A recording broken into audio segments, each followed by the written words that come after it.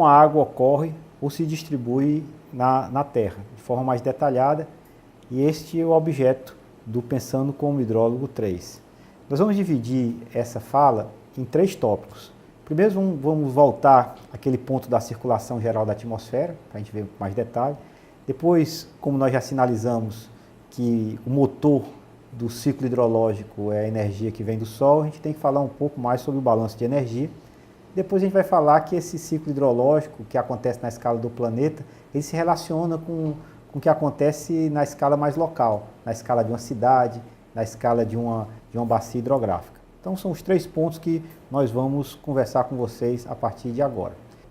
O primeiro ponto importante, então, é que, como eu sinalizei anteriormente, quem vai fazer com que haja circulação da atmosfera é o aquecimento desigual do planeta Terra. Então vocês podem observar nessa imagem que está sendo apresentada agora, exatamente esse aquecimento desigual, né? Então você vai ter aqui na região equatorial a mesma quantidade de radiação que chega do espaço, ela vai se concentrar numa área menor do que vai acontecer nos polos. A gente vai ter então gradientes de temperatura que vão fazer com que haja circulação no planeta. E é em função disso, como vocês estão olhando aqui nessa imagem, estão mostrando as zonas climáticas do planeta, que a gente vai ter aqui uma zona climática aqui de a região mais quente, que é a região tropical, a região intertropical. Depois a gente vai ter uma zona temperada e uma zona mais fria ou polar. Então isso é em função exatamente de quê? Daquele aquecimento desigual que a gente observou com vocês aqui na transparência anterior. Então esse aquecimento desigual, tá certo? Ele ocorre.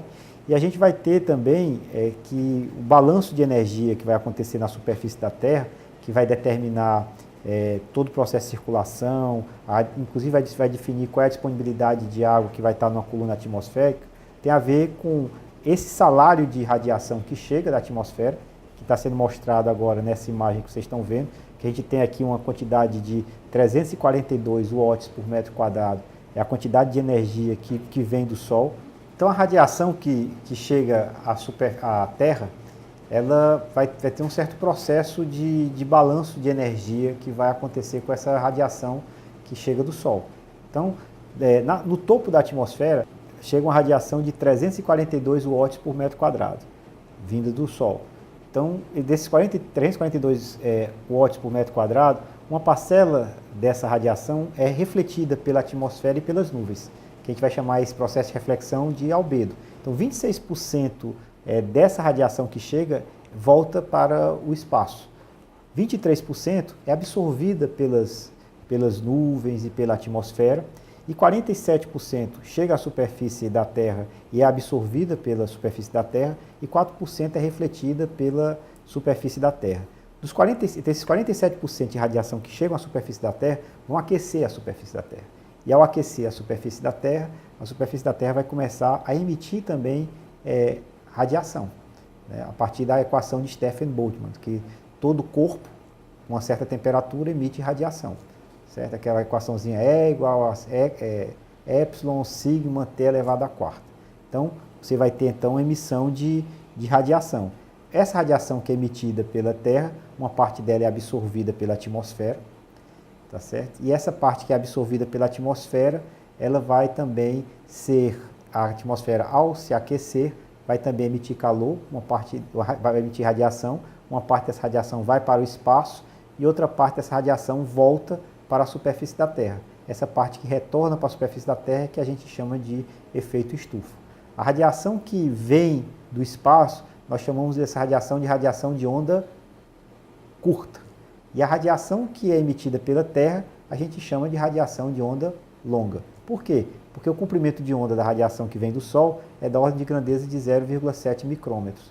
E a radiação que é emitida pela Terra é da ordem de grandeza de 10 micrômetros.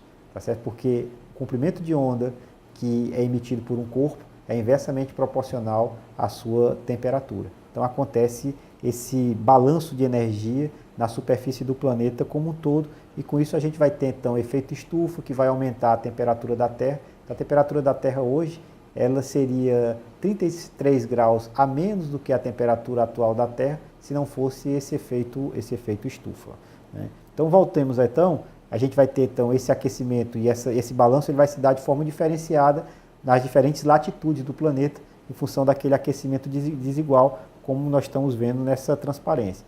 E esse processo vai fazer com que haja a circulação atmosférica.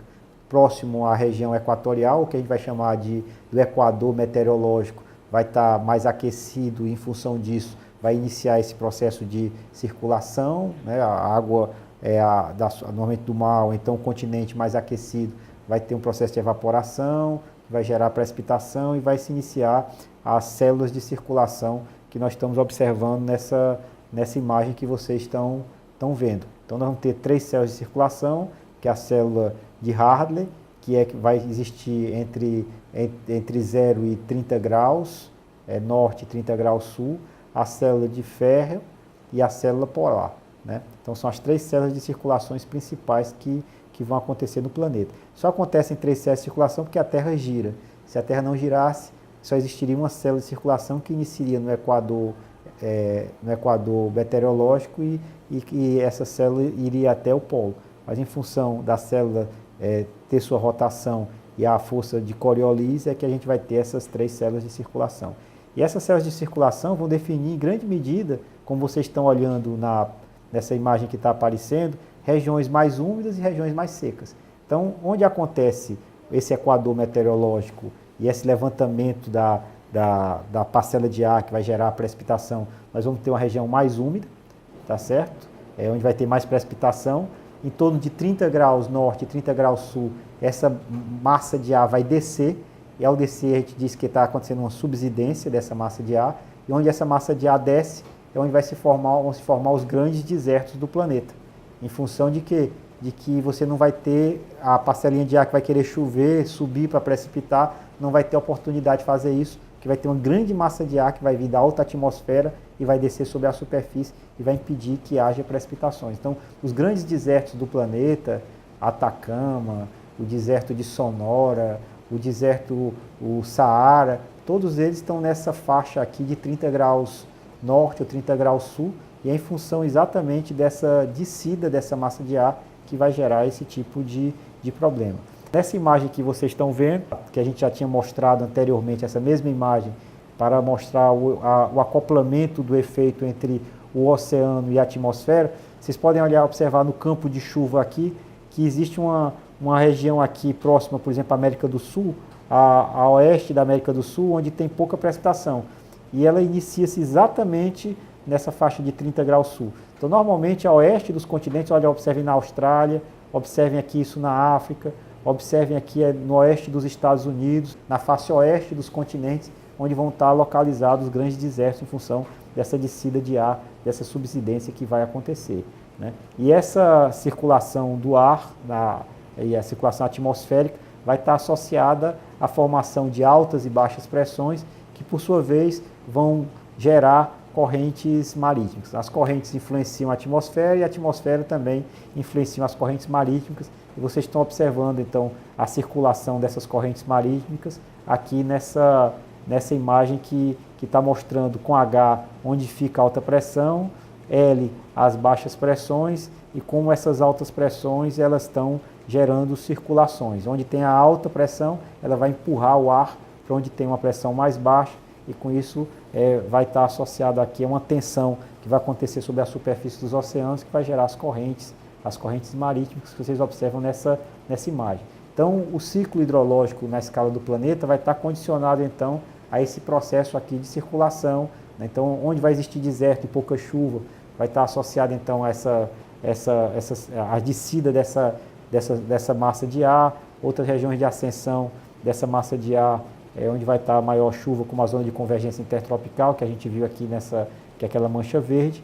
E a gente vai ter então também essa escala mais global vai condicionar o que vai acontecer numa escala mais local, numa bacia hidrográfica, numa cidade, ou nas regiões hidrográficas do Brasil, ou aqui mesmo no estado do Ceará.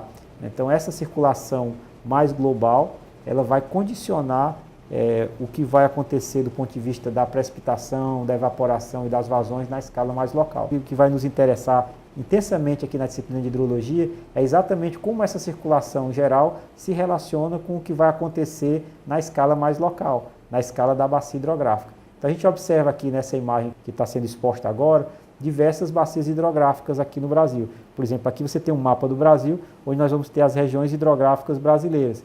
Então a gente vai observar nessas regiões hidrográficas brasileiras, por exemplo, aqui a bacia do São Francisco, tá certo? A bacia aqui da Amazônica, tá certo? A bacia do Tocantins, né? Que são bacias hidrográficas, e nessas bacias hidrográficas a gente vai ver quanta chuva aconteceu, quanta evaporação vai acontecer, e isso vai ser definido por aqueles processos na escala mais global. E a gente também está olhando aqui a imagem das bacias hidrográficas do Ceará, onde a gente está observando aqui a grande bacia do Jaguaribe, composta por 5 subbacias que tem uma área de metade do estado.